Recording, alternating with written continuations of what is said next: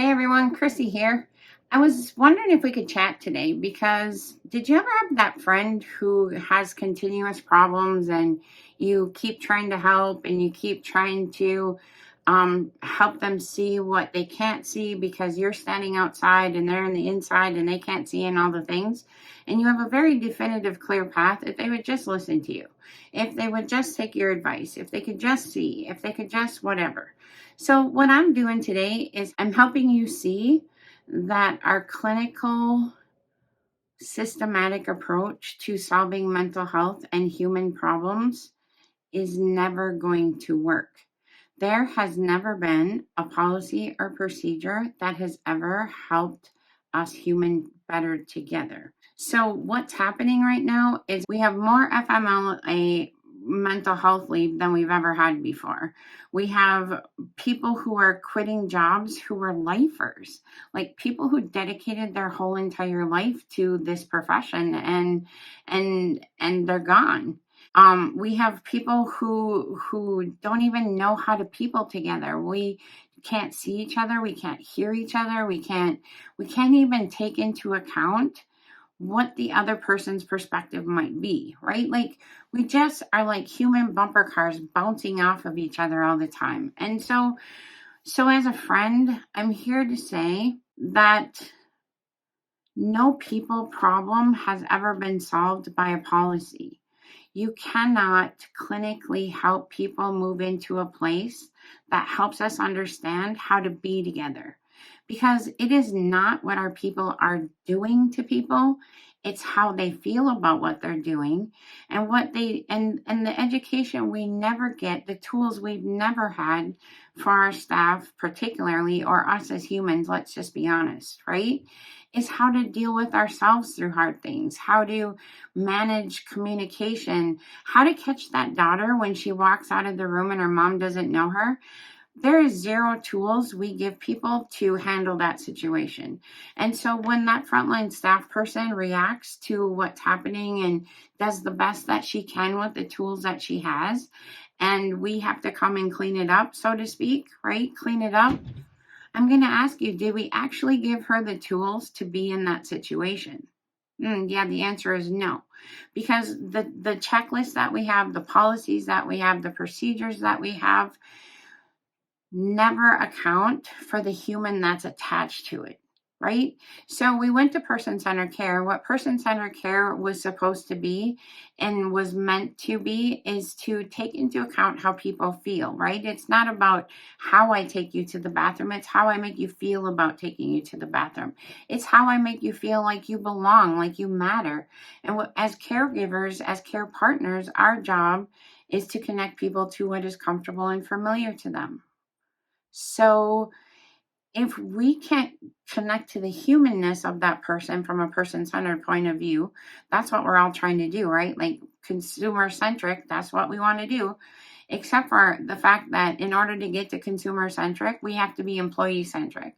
And that means that there is nothing more you can give me, throw at me, anything that is more important than helping me learn how to be with myself and the humans around me. Because once we understand how we as people move through change, when we get enough vocabulary in our dialogue to actually be able to form different stories about other people, to have conversations that are not blaming and shaming, like, I'm not sure what your intent was, but I just want to circle back around on the impact, right? It's about problem solving. It's about conflict, right? Conflict. How do we put the problem ahead of us and not each one of us become the problem? We have a problem, right? So none of us, unless we've been through some serious therapy in our time, have ever went through a class on how to even deal with our bad selves, right? Let alone help people in healthcare in the hardest times of their journey. We give them no tools to actually support that human experience. And when it gets down to it, the reason I can't do the job anymore is because I'm mentally and emotionally, probably physically, I got nothing left to show up with, right? So I always think about this because it's because no one can tell me who is at the window unless you were the person at the window.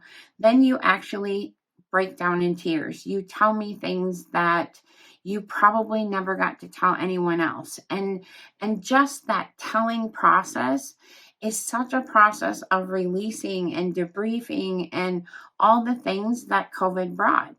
Because we were all in the same storm, but we weren't in the same boat. We all had different experiences. We all did different things. A lot of people didn't get to clean out closets.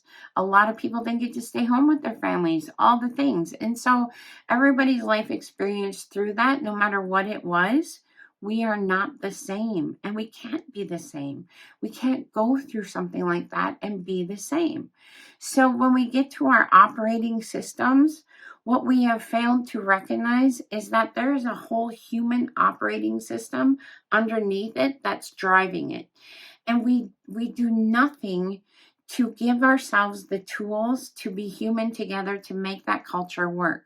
If we want a culture shift, we can't just do something different. We have to be something different.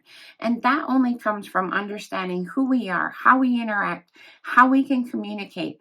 And that is just life skills that no one gives us. And I think we have a really huge opportunity right now to give people those life skills. And in the process, we're going to enhance our human operating system. We're going to take some of the drama out of the system. And we're going to remove some of those things that I hurdle on the way into work. So when we talk about mental health, when we talk about retention, and we talk about dementia, all of those things start with humans. All of those things start with the story I tell myself. All of those things are how I determine what is suffering and what isn't, right? The story I tell myself, it starts there. And if we don't know how to support the human before we try supporting whatever's going on with the human, we're always going to struggle with the humanness of both of us. Because I don't frankly know how to support you any better than I know how to support me, right? So when we think about how we move forward and how we are training our staff or not training our staff, let me just say this.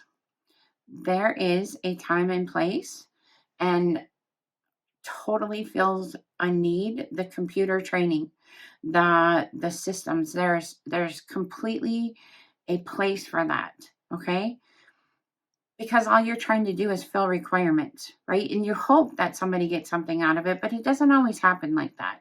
So what I'm saying is that if our human operating system is tethered, untethered, it's broken, it's battered, it's been abused, it's tired, and it's hanging on by a thread. And now we can see that based on how our systems are getting what they need by violence. Nobody's showing up. We have managers in positions that have no skills to be there because they're there out of necessity. That doesn't mean they aren't rock stars, but did we actually give them the tools to be human to the people that they're supporting? And did we tell them that the most important thing is to lead the people and not the work? Because your most important customer is your employee. And if they are happy and they have the tools to meet anger, sadness, frustration, right? Uncertainty, anxiety, all of those things happen in every single room that people walk into. So how, if I don't even know how to deal with my bad self on all those things, how am I as a healthcare worker going to maintain the level in which we have to function now with all the anxiety, with all the frustration, with all the grief? And let's be clear that whatever happened during COVID didn't go anywhere. With all the stuff that I experienced as a human didn't go anywhere. It's still sitting back there. So all that's happening is we're adding to the pile, right? And so when you think about how do we move forward and support mental health in our staff? How do we move forward and support the struggles in our communities, all those things, right? We absolutely 100% have to start with the humans, because as healthcare workers, it's not what I do to you that's the hard part. It's how I have to be with you. And to be with you, I have to become very vulnerable in the sense that I have to go somewhere inside of me that knows where you are. So if it's anger and sadness because your family can't come in to see you, I have to go inside of me and be with that anger and sadness. And if I, as a frontline person or someone who's supporting another human, if I'm a fix it person, I am never going to fix that. And what we fail to understand is that being with it is the most important thing, right? And that's the part we don't know how to do. So if we look at all the things that we hurdle every day, all the challenges that we hurdle, I 100% guarantee you they start with humans. And so when we talk about what's the best way to shift our culture, give us a new way to be together. Give us some vocabulary. Give us some understanding of how I as a human being move through change. And why when I come to your door as a family member and I'm a raging lunatic, maybe we might be able to pull some grace. Maybe we might be able to pull some grace and curiosity out of each other and stop the constant judging and punishing and all the things, because people don't quit jobs, they quit people. Period. So we have to do something different, and following the old systematic clinical way of doing things isn't going to work for your human operating system, because you can't manage them. You have to understand, you have to be vulnerable, you have to create safety, you have to, like, all the things that we don't do. And I, as your friend, am sitting out here looking at all the things. And now I have a program. It's called Humans Growing Humans. We tested it in Howard Lake, and it has absolutely shifted the culture. And when I go back and I ask, what about this program is made the difference? And the answer was, it's not a program. It's not something that we started or we stopped. It was a new way we learned how to be. And learning how to be means unlearning how I was.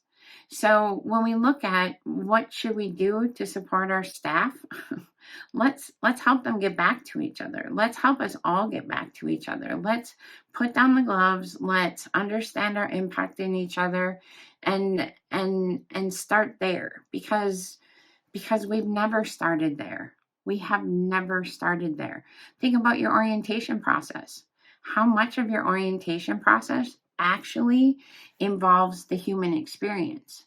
So when you have a family member that's really upset and there's all blah, blah, blah, blah, blah, this is what you do. None of it. When you have a raging patient that's angry and all the things, this is what you do. This is what you procedurally do, but how do you emotionally show up and support that person? Because that is what's going to make all the difference. You can make a moment or you can break a moment in how we show up and how we connect in the first 32 hundredths of a second.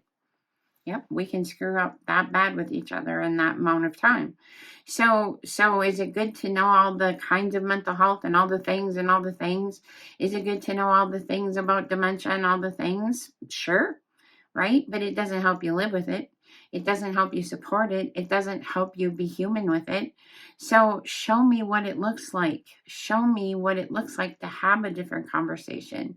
Create the space where I can have a debriefing session about how hard it was to be on the inside of that window with all the grief and all the anger and all the tears and all the things. Because even though that day is past, I don't forget. So my plea to you is think about doing something different this year. Think about supporting your human operating system instead of trying to figure out how to manage your operating system because one will follow the other. I promise. So that's from me to you, friend to friend. Keep up the good work. I admire you all. Take care. Bye bye.